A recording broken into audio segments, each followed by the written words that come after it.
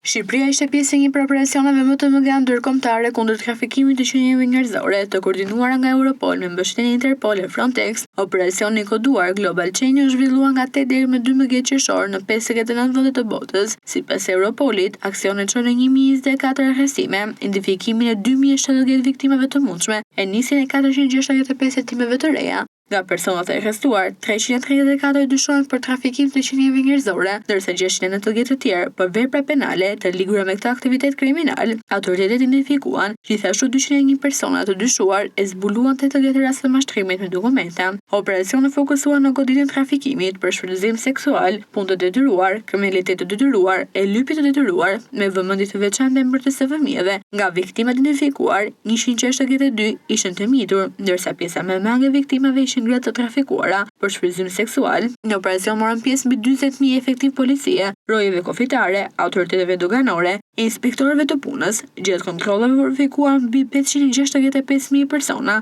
360.000 dokumenta identiteti, 140.000 automjete e më shumë se 20.000 ambiente e mbi 6.000 fluturime e anije. Shqipëria ishte pjesë e qendrës europiane të operacioneve, së bashku me 42 shtete të tjera, ndërsa koordinimi u zhvillua nga qendra operative në Shkup e Rio de Janeiro. Sipas Europolit, operacioni çon në goditjen e disa rrjeteve kriminale, shpëtimin e viktimave të trafikimit, sekuestrimin e pasurive, çmontimin e grupeve të përfshira në shfrytëzimin e të miturve. Europol thekson se grupet kriminale po përdorin gjithnjë më shumë platformat online e rrjetet sociale për të rekrutuar e kontrolluar viktimat, duke bërë bashkëpunim ndërkombëtar e inteligjencën digjitale thelbësore në luftën kundër trafikimit të qenieve njerëzore.